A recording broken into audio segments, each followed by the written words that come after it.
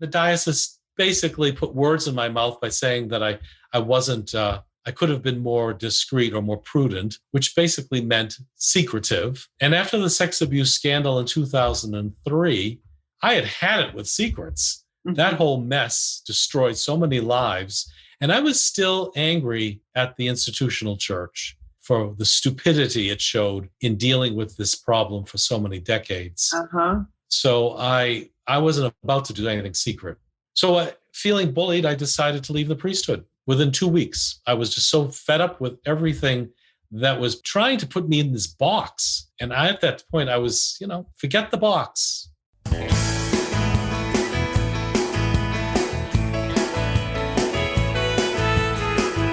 Welcome to the Onward Podcast. This is Emily Harmon, your host. If this is your first time listening, welcome. Just to tell you a little bit about me, I'm a retired naval officer, and I also retired from the senior executive service in the Department of the Navy. And when I retired in May of 2019, everybody told me what I should do, and I decided to do what I wanted to do. I wanted to be a podcast host, and I wanted to be a life coach. I wanted to create the life of my dreams. And that's what I've done. I love interviewing so many different people on this podcast. And today my guest is Michael Parisi. Michael is a teacher, a mentor, a healer, an author, and an artist. And as a life and spiritual coach, he is certified in spiritual direction and emotional recovery.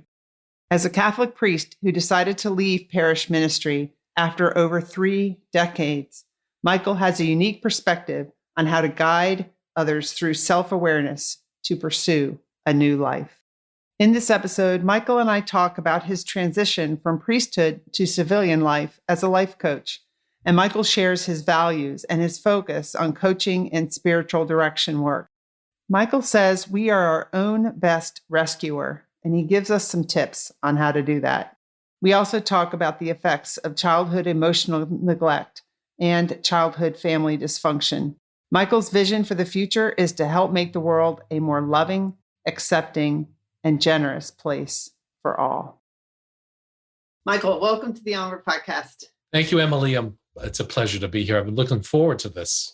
How did we meet? Was it through Russ Barnes? Yes, Russ suggested I look you up on LinkedIn. So I started trolling you on LinkedIn.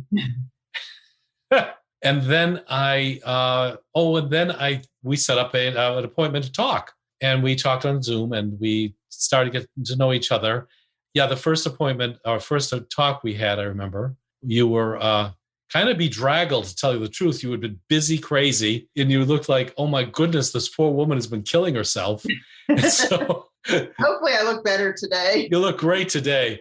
That day, though, you really looked tired. And I said, okay, well, at least I'll introduce myself and see where we're going here. Yeah. And we kind of just started talking. And then I started discovering your onward movement. And I liked it. I like the philosophy behind it. And I like the mission behind it, to get 10,000 people involved and have that explode. And I think that's a great idea. I'd love to see that, because if you have 10,000 people, that's not just 10,000 people you're impacting way more than that. And that's right. Just helping people really be who they really are and discover who they really are, and shut down that critical part of our brain, that inner critic, or at least tame it and quiet it down so that we can really be who we're put on this earth to be. So tell us a little bit about your story and your journey towards discovering your authentic self. Yeah, it really goes in stages, as it might with a lot of people. I was a kind of an isolated kid who was very smart in school, but terrible in all the boy things like sports and that sort of rough and tumble type of stuff. I was more intellectual. And then I got bullied in junior high school to such a degree that I shut myself down, so that emotionally I was really just a shadow of teenagehood all through high school. I didn't evolve myself in anything that was remotely connected with my peer group. And then I went to college. I was going to become a dentist, and I went to Boston University, got a biology degree, and spent 4 years commuting to school from my home. So I didn't live at college because I was reluctant to, and I didn't have the money, and I was afraid of peer pressures. But this was during the time when religion got very big, the Jesus movement, charismatic renewal. I was very involved in church activities, both Catholic and evangelical during this time, because people were really nice in church and they didn't torture me and they were very accepting. So I got myself involved there. And by the time I was finished in college, I decided to become a Catholic priest instead of a dentist. That's a big difference. Yeah. I know, you're not kidding. How did your parents handle how you were growing up? Did they think it was just typical teenage boy stuff, or, did they have any concerns? I think they did deep down inside. My father especially wondered why I wasn't turning into the boy type teenager that was typical of the 60s. And my mother was always very concerned in general. She was overly concerned. So, I recognize that my parents grew up in a different age where there was a great deal of dysfunction, loss of parents, abandonment, emotional neglect, you name it, they experienced it, abuse. So I know that I also, as I look back, grew up with a degree of emotional neglect where I was not validated in my own feelings. I was always being corrected or told, gee, this doesn't seem to be quite the way you should be going. Yeah. Were you an only child? No, I was the middle of three. Okay. Yeah. And then my brother was a bully, bullied me for years and years in a vicious way. So I was all muddled in that way too, in terms of wanting relationships with people, wanting intimacy and never getting it, it seemed.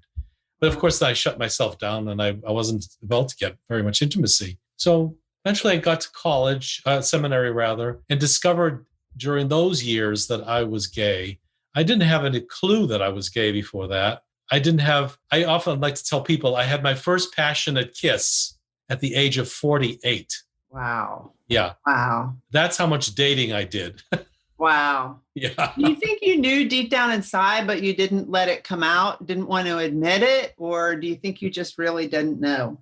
Well, as a kid, I was curious occasionally about what is this homosexual thing, but there was so much shame attached to it and so many negative and terrible words attached to it that I just didn't go there. And I didn't really sense anything that made me understand it. By the time I was in high school, I was so shut down. I had no attractions to anybody, boys or girls. And I would have the occasional infatuation with a girl and then get rejected by her. I tried to date a couple of times, but my heart wasn't in it. It was kind of like, well, why am I spending money on a complete stranger supposedly to have fun? Why isn't she paying her own way? I don't understand this dating thing because I didn't have any emotional attachment to it. Right. And then so in seminary, it was very safe because we were all celibate. The gay guys could actually talk to each other in private about our experience of being gay. The seminary spiritual directors were very open about having not relations with other men, but having attractions. And at least you could live with that. Yeah. And realize, okay, it was okay to have attractions. Same sex, or what was the word they used to use? Oh, I can't remember the word, but it was kind of like having just a really good friend, an intimate friend with whom you weren't having sex. So it was okay, male or female. So then I got ordained at the age of 27 after 5 years of seminary and 2 theological degrees. Wow. And I have 3. Wow. I got another one later. Wow. And I'm certified in spiritual direction and as well as a life coach. And I'm certified in a couple of other things. But the degrees pointed me in the intellectual direction. I was always hoping I would get back to the seminary to teach. But I quickly realized as time went on, well, it wasn't that quick. I realized after about 13 years, I was never going to be asked because I was not clubbable. I wasn't part of the inner circle. I wasn't temperamentally fit for those who are in charge of the seminary or in the larger areas of the diocese. I like to say, and it doesn't sound nice, but it's true, I wasn't Irish American. And in Boston, if you're not Irish American or have an Irish American temperament, it's a little more difficult for you to get along with other guys because they all grew up in the city. They went to parochial schools, most of them. They had a classical Catholic upbringing. I didn't really. I went to public schools and a public college. So that was a whole different shtick. And I had my own opinions. And one of the things about clergy in Boston is you never reveal what you think. And I did on occasion. So that didn't make me part of the group. It sounds like by revealing what you think, you're trying to be who you really are and yes, your opinions. And right. And it didn't really matter. Just like when you were growing up, how you were feeling or your opinions didn't seem to matter.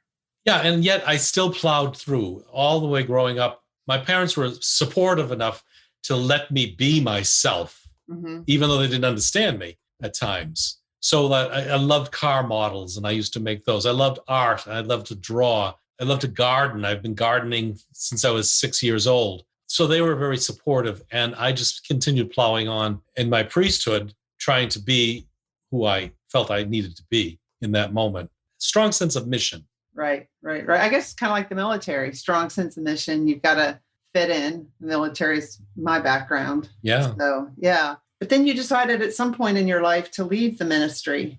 Yes, I was a priest for 32 years. I was a pastor for the last 13 years, which meant I was in charge of a parish church and the congregation there. It was a parish of about 800 families, 8 to 1,200 families. I had done a lot there. I helped them rebuild their church and their hall and the rectory and spent $1 million and raised that much, paid everything off except for $50,000 when I finally left. We did a great job together and I was able to really do a lot of ministry that I wanted to do, but I found it was a blue collar parish and they weren't interested in what I was offering, adult education and other things that might be helping them deepen their spirituality. They wanted the traditional stuff, that small group of people, and the rest only wanted Sunday Mass. In 2009, I baptized and gave First Communion to a 9-year-old boy. He was in the foster care system for years and really had a terrible life. He was finally being adopted, which I was so happy about. So I celebrated everything during Sunday services. And I got pushback from the next day from a lot of the young families who tended to be more conservative Catholics, but that was all right. It wasn't a big deal. But it was a big deal that they thought I was trying to expose or indoctrinate their children to an alternate lifestyle because the guy who was adopting this kid was gay. Oh. And there was nothing said about gay or homosexual or anything in church. I just did mention that his two fathers would be proud of him, and that set everybody off. Well, I was feeling bullied again. Were the two fathers there when you were baptizing? Yeah. So did you kind of get some body language from the audience, from the people in the church as you were doing that? Or was it mostly the next day? It was the next day thing because it's a church of, 800 people, 600 people. So it's very hard to check out the body language when you're in the middle of something. Right. And I was focused so much on this kid and the joy for this kid and getting this kid to feel like, wow, this is exciting, that I didn't really pay attention to anything else. And it turned out that the older parishioners supported me because they had gay kids. They understood what this all meant. The younger parishioners thought I was somehow infecting them with something. And I knew better. And the diocese basically put words in my mouth by saying that I could have been more discreet or more prudent, which basically meant secretive. And after the sex abuse scandal in 2003, I had it with secrets. Mm-hmm. That whole mess destroyed so many lives. And I was still angry at the institutional church for the stupidity it showed in dealing with this problem for so many decades. So I wasn't about to do anything secret. So feeling bullied, I decided to leave the priesthood within 2 weeks. I was just so fed up with everything that was trying to put me in this box. And at that point, forget the box. I've been gradually coming out to myself as a gay man and to some select friends. Even though I was a priest, I wanted them to know that there was more to me than this icon or this role that I was playing. Because when you're a priest, as you know, in the military, you end up having to play a role. You're not Michael Parisi anymore. You're the pastor. You're not Emily Harmon anymore. You're the commander. Yeah. Everyone looks up to you. So do you think the people in your church, did they know you were gay or not? Well, friends in church say today even, oh, Michael, everybody knew you were gay. I don't know what that means. I never said anything. Uh-huh. I know that I'm expressive, but I just chalked that up to being Italian. I'm very artistic. Thank God they had me doing the church over because I did a wonderful job. That church was gorgeous in the end. So I suppose people would suspect most priests, or at least half the priests they've ever known, have been gay, and they just look the other way as long as you don't do anything to upset the apple cart. And apparently I did. So how hard was it for you to make that decision to leave within 2 weeks? Oddly enough, I was in sabbatical in 2003 after the crisis. And in Berkeley, California, of all places, I picked the one place that had the longest possible sabbatical in the warmest possible place in the winter. So that was Berkeley, California, and the Jesuit School of Theology. From that point on, I began to question my vocation to some degree. And scarcity, not getting a pension, in other words, if I left the priesthood, scared me to death. And I said, what am I going to do if I don't have any pension? I'd have to wait till I was 75. Well, at this point, I was 58. And I said, do I really want to wait another 17 years? I said, no, I can't. It's one of those instant decisions that seemed to take forever. And I decided to get a leave of absence the next May. So I went to see the Cardinal. And then in September, I left for a leave of absence for a year and never came back. Have you ever regretted that decision? Never. You know something? Never. Because in that year I left, no one in the Archdiocese of Boston, and I'll name the diocese, and it's like this in a lot of large dioceses, no one called me. No one asked, how am I doing? No one asked, why are you leaving? What's the problem? I did tell one person in personnel about my frustrations, but during that year, I could have been dead and no one would have known. So I said, this is not the place I want to be. This is toxic. That's so sad. That breaks my heart. I know. It broke my heart too. You invested so much of your life in that, and they really didn't care. And they didn't care. That's all I can tell. They really didn't care. Even my interview with the Cardinal he asked why. At that point, I knew that there was such a lack of emotional intelligence that for me to explain what was going on in me would only make it sound as if I was being self-centered and self-serving, when all I wanted to do was be self-caring. And that has been my motto. I have to take care of myself if I'm going to be my true self. It seems like they could have learned a lot from your situation, because I know you're not the only one. I'm sure you're not. I mean, what a lot of times we feel alone, but we're really not the only one. Yeah, there's a lot of reasons why some priests leave the priesthood. Oftentimes it's because of alcoholism or it's some other issue. But we gay priests who've left for good reasons, we never say anything. It's a big secret. And it's unfortunate. I've written about it. Think talked about it. My book explains it. But nobody from the diocese cares. I don't know if anybody in the diocese ever read my book. I think the worst thing is not hate or love. The worst thing is indifference. Yeah, indifference. I think you're exactly right. That hurts. Yeah. That hurts even more. So tell us about your book. When did you write it? And tell us about that. Yeah, the book is called Life Interrupted, Taking Charge After Everything Has Changed. I'll show it to you here. There you go. I know you're not showing this to everyone else, but they can get it on Amazon, and it's on Kindle as well. Okay. And it's a nice thin book. It has 10 chapters, and it has all the resources that every person has to be their own rescuer. My theme is, why are you waiting for someone to fix you, rescue you, make you better, get you out of a situation? You already have it in you. Just use it. Do it. Yeah. That's exactly right. It's exactly right. And a lot of times we blame other people. Well, if so-and-so hadn't done that, then I wouldn't have been this way. Or this person's not cooperating with me at work. Or, we make it like we're not in control, or we don't have the ability to make some changes, but we really do. Instead of pointing the finger, we need to just point it right back at us and do that inner work. Well, the big thing I go through in the book is I began to realize how much of a victim I was of myself. I enjoyed victimhood. Yeah, I really did. I was good at being a victim. Huh? What? You're not alone in that either. Yeah, I know. Yeah. I know. And this is the really big issue, why we don't rescue ourselves, because we're getting something out of being a victim. We get the chance to tell everybody our stories, and they can say, oh, it's terrible. And oh, I feel badly. And isn't that awful? And blah, blah, blah. And so we really think, oh, this is great. At least somebody understands me. They're paying attention. They're paying attention. I exist. My existence depended on my being a victim instead of on who I am, who I truly am. And I am not a victim. I am a very gifted person who's just too complicated for most people to understand.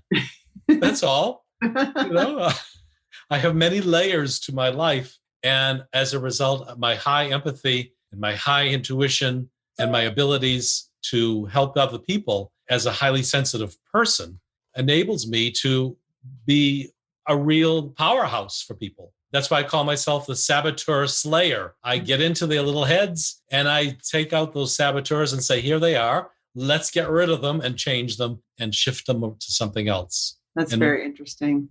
One of my great saboteurs is being a victim. Being a victim. When as you're saying that, I'm thinking back to when I was married to my kid's dad, and he was verbally abusive. And I didn't talk to a lot of people about it, but I would talk to my parents. I would talk to some of my friends. And, I love telling the story of, now that I can say this now, I love telling the story of how he was so abusive to me and it's not fair, when really I could have done something about it. I didn't leave. It took a while for me to finally leave. It really took that abuse extending to my kids for me to get the guts to leave. But I was giving him all the power by complaining about him. And I wasn't looking within me as to what power I had to do something about it. Yes. And I've heard that story over and over, especially from women. Mm-hmm. And I want to empower women. Yeah. Because women are strong to start with.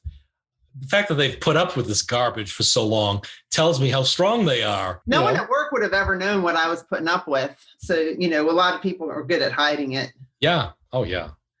Yeah. Wow. So what did you do after you left the priesthood? Well, after I left, I fortunately had a little home to go to. Someone had left me, God bless her. She always wanted me to stay a priest, but she had died.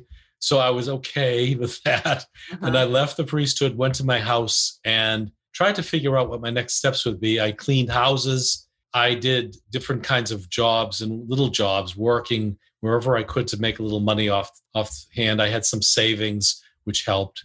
I had a couple of jobs along the way that were administrative. They only lasted 3 or 4 months because I realized that administration had changed dramatically.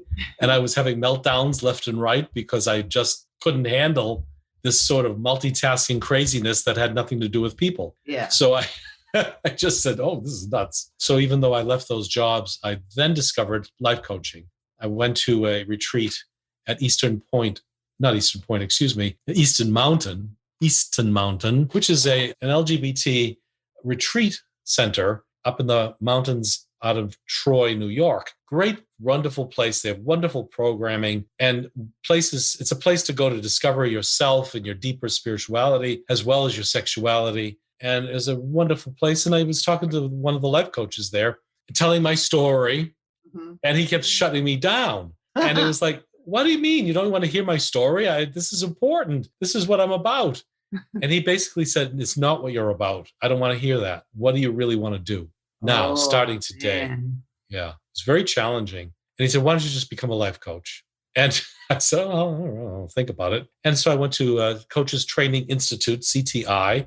They had weekend programs in Boston. And actually, this started before I even left the priesthood. That year, I started going to CTI and got trained as a life coach and had my other credential as a spiritual director. So I've been combining the two in a way that is non-denominational and allows people to talk about their inner spirits as well as their inner psyche, their inner life. I'm not a therapist, but I have a lot of connections with therapeutic techniques and modalities that other people have written about, such as John Bradshaw, Jonice Webb, Melody Beattie, all sorts of other people who are in the 70s, 80s, and 90s wrote a lot about dysfunctional family systems, childhood and emotional neglect, abuse, highly sensitive persons with Elaine Aron. So I put people onto those books and those authors and say, look, read about this. This might tell you something about your life. And usually I'm right. And it does. It opens up a whole new avenue for people to find healing. So why can't somebody just needs healing? Why do they have to hire a life coach? Why can't they just go read the books themselves? Well, the big secret is they can just read the books themselves.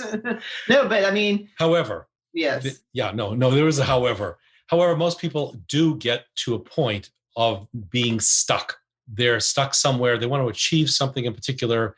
There's something that's really bothering them. There's a relationship that they're not sure about. Like you and your ex-husband, I would have life coached you about what's going on, Emily, because life coaches take you in your present moment and push you into the future that you really want for yourself. Whereas therapy takes you from the past very often into the present to get you on target. Well, once you're on target, you start realizing, whoa, there's stuff I need to talk to somebody about, and it's not a therapist. Mm-hmm. And that's where a good life coach comes in to really ask the right questions and prompt you as the client to discover within yourself the resources and answers that you already have. Yeah, that's a good point. And I would say that how does somebody know if life coaching is for them? Because I think you have to be somebody who's open, receptive to hearing other people's opinions, and somebody that's willing to do the work, because the coach isn't going to do it all for you. Well, coaches shouldn't be doing a whole lot of work at all for you. You need to do the work. They need to ask the questions. And because I give complimentary coaching sessions, people are able to try me out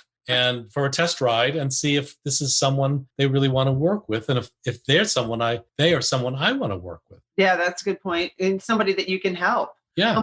Who's your ideal client? Who are the typical types of clients that, I'm sorry, I have do not disturb on my computer. And I don't know why that sound's going off, but who are your typical types of clients that you help? My typical clients are professionals and executives who are overwhelmed with changes in their lives, who are caught in a web of saboteurs in their heads, who are wondering what the next step's going to be in their life because they're being blocked by being overwhelmed by something or somebody, and they just don't know where to turn. And they are finally reaching a point of vulnerability where they are able to recognize they need some help.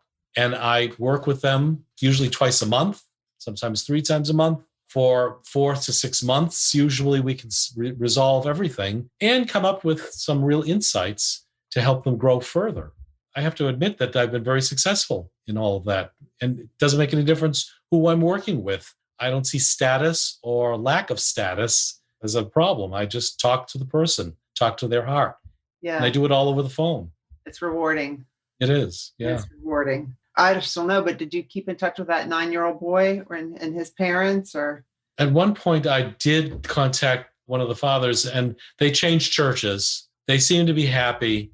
I didn't go any further than that. Yeah. I didn't want to be part of this kid's life because I didn't know him that well. Mm-hmm. And I didn't want to let him feel as if he was at all the cause of my leaving the priesthood. Right. Oh yeah, that's a good point. So you work with veterans, right? Yes. Vets to Industry. On the veterati list, I haven't been called yet, but I've been helping a lot of veterans through Vets to Industry, and wonderful young people who are just full of talent and dignity. I just love them. It's like I've always wanted to be around young people. I never got a chance because if you're a priest, you're around a lot of old people. They're around a lot of young people in church.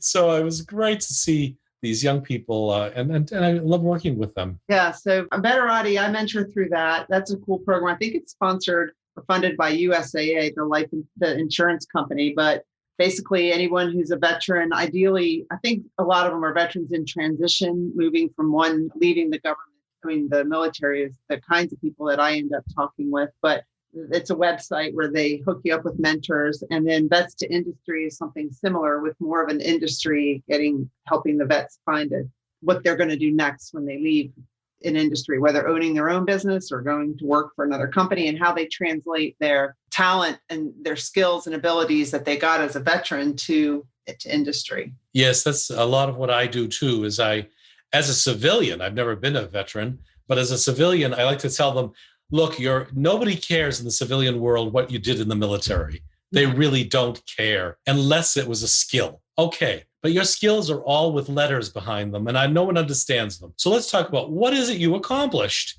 What is it that you did? And then I put it into civilian language for them. That's what I do sometimes. And they say, oh, and sometimes they'll say, I really don't have anything, but well, let's look at this. I can do that with almost anybody, whether or not they ever had a job. Wow. Or ever in the military.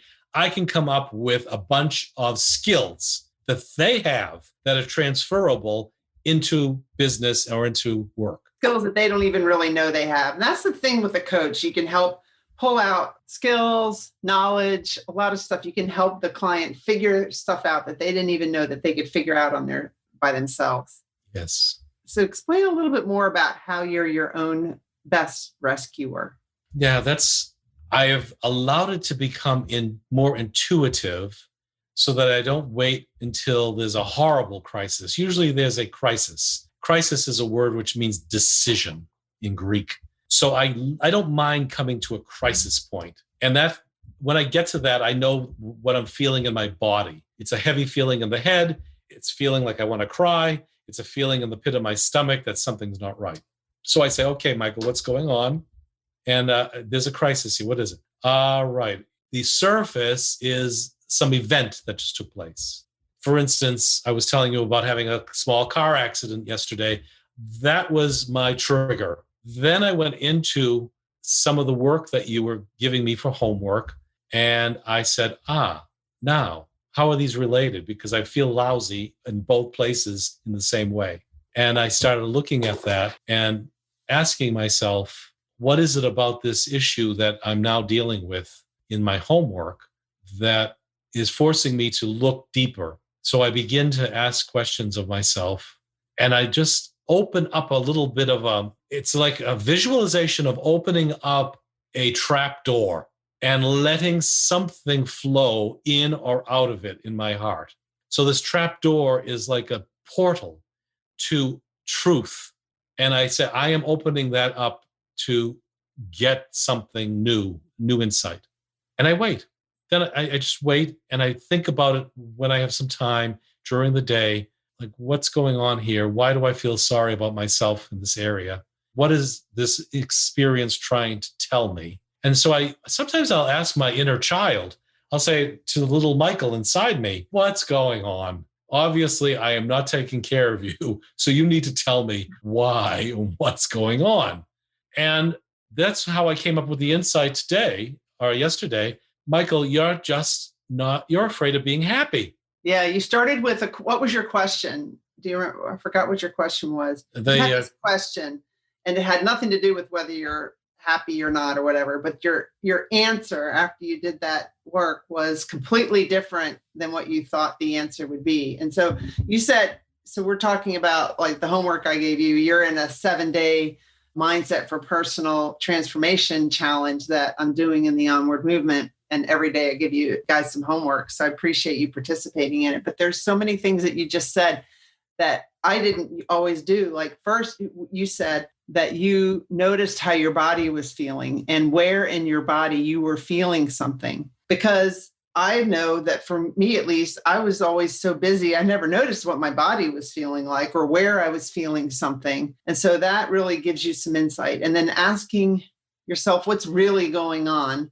And then asking yourself, the little boy Michael, what he was feeling. Because the thing is that the car accident wasn't the main thing that was getting you frustrated. It was how you felt about the car accident, the shame you felt that, and everything around it. It wasn't the fact that your car was damaged. So, you've got to really get down into it. And then maybe it was something that happened to you as a child or that was causing contributing to those feelings. So that's all a part of figuring out who you really are. And then once you do that, you can figure out how to rescue yourself. Yes, right? Exactly. The body never forgets. I had one of my certifications is in somatic intuitive training. And it's all based on the fact that no matter what happens to us, stresses and traumas live in the body and they come out as sensations in specific places in the body, and those specific places can be re-triggered by further issues. And you can actually rewrite, there's a way of rewriting that whole landscape, but that's another story. The big story here is that our bodies will remember. And if you remember how you felt at some time when you were a kid, over some incident and you remember where in the body that was, you begin to realize, same feeling, same experience. How do I tease out that feeling to reveal to me what to do about it now? So the body will always recall. So you're your own rescuer and you can be your own healer. Yes. Mm-hmm. Yeah. To a great degree. Yes. And it takes time. It takes time. It takes kind of like being patient with yourself. It takes realizing that you're not going to get the perfect answer. I've had a lot of psychotherapy over the years just because I had it available to me as a priest. It was great. They paid for it. That was wonderful. But I always tell psychotherapists when the first meeting, by the way, I'm one of your easiest clients. I will be talking and doing psychotherapy on me. And all I want you to do is kind of help me along the way. Guide me or whatever. Yeah. Yeah. Oh, that's awesome. So there's something. Oh, I know. I created that onward movement roadmap for going through this inner work on ourselves. And I think some people have kind of commented like, oh, how long does it take to go through that? Like a week or, there's 14 steps and maybe a couple steps a week. No, it's a lifetime actually. But I think the first step is learning how to do it on your own, because then you're always starting back on that roadmap. You're always going to some of those different steps and doing that work on yourself, because it's like peeling back an onion. The more you discover about yourself, the more layers there are. So I think once you figure out how to be your own healer, your own rescuer, there's a lot of stuff that you can do on your own. It's still good to have somebody to talk to about it or whatever. But oh, definitely. Yeah. And also, there's nothing wrong with superficiality, I always say. In other words, just because you're doing a deep work on yourself doesn't mean every step of the way has to be deep and is equally deep and equally prolonged. Right. You might just want to do something really superficial in that particular area and then go back to it sometime. Yeah. And go to the next step and let the steps, whatever the steps are you're taking, lead you along the path. And eventually you'll get to, it's like a maze. Eventually you get to a point where you start the path all over again. Yeah. And and the next time around you go more deeply into each step. Yes. So don't be hard on yourself. It shouldn't be difficult. No. It should really be an opportunity to really relax into revelation. A new insight. It's kind of like looking at LED lights on a Christmas tree the first time after having the old-fashioned lights. Those who remember, it's kind of like, oh, wait a minute. I miss the old-fashioned lights, but these have a different quality. And I can enjoy that quality and still have the memory of what was going on before. So it's that special new quality that pops out at you. And you say, okay, let's just enjoy that. Let's sit with that. Let's enjoy, it's like waves of an ocean. Every single wave is different. Mm-hmm. And yet every wave has a wonderful impact on our peacefulness when we are contemplating it. Well, the ability to sit and enjoy it is something that I wasn't able to do for the longest time, because my way of dealing with life was to just stay busy and to not feel my feelings and to not make that time. And I was really resistant to it. And I just had to go, push through, persevere, persist. And I've learned that when you back off on that, and it's really a journey, and enjoy the journey as you go, it takes a lot of pressure off and it feels so much better. Yeah. When you have a broken leg, there's no sense in doing a marathon. It's a broken leg. Okay. You got to do something about the leg first. Yeah. And the stuff is the internal stuff with us. It doesn't show up as like a broken arm or a broken leg, or, you can't see your broken heart. So a lot of stuff you can't see. And just like when my former husband was verbally abusive, I didn't have like bruises all over me to show it. They were all inside and nobody could see them. And we still need to work on that stuff too, even though no one can see it. Well, no one can see it, and how they relate to experiences we had as children. I always go back to that. Mm-hmm. We are set up. When we're abused as adults, we generally have been set up as children to accept that abuse as normal. Yeah. Well, yeah. I mean, and then I think the key is to not blame your parents. And this is something we do in the Onward Movement Roadmap, is not blame your parents or not blame how you were growing up. But like you said, you understand where your parents were operating from and the life experience that they had, and I don't know where there is like this parenting school that they teach you stuff. So it's like an understanding and accepting and forgiving. You still have to recognize it happened and how it impacted your life. But you don't have to let it control and run the rest of your life. There are a couple of words I hate, and people say, oh, you shouldn't hate anything. Well, I do hate these words. One is blame. I always like to say, what's the responsibility I have in that particular situation? Even though someone else may have triggered it along the way or caused it to happen or whatever, blaming doesn't take you anywhere. It's a dead end street. Right. So responsibility rather than blame. I hate the word should because it carries with it a great deal of toxic shame. We were shoulded to death when we were children very often. You should be this way. You should do it this way. Well, no, I'm doing it this way. Right. And so should is not a great word either for me. And there are a couple of other nasty words I don't let my clients use. Yeah. Because they're not helpful. No. Awesome. So how do, I'll put a link to your book in the show notes. I'll put a link to your LinkedIn profile. Is that the best way to reach out to you? LinkedIn profile and my website. Okay. So I will, in fact, give you all that information. I think afterwards. Because I don't think you have the link to the Amazon. Oh, I'll find it. Oh, all right. Okay, if you good. want. If you want. Good. Thank you. Sure, I'll find it. Yeah, Thanks. I got it. So, somebody could reach out to you. You never know. Oh, yeah, please. I mean, feel free. You have a complimentary coaching session with me. There's no obligation. It's all confidential. You get a chance to kind of try out what this coaching thing about. I'll explain it along the way. There's no judgment on my part. You just are yourself. I love that. You can say whatever you want. You set your own agenda. I am not there to tell you what to do. I am there simply to listen and let you open up the conversation the way you want. Yeah, that's awesome. I think the thing about there's tons of coaches out there, right?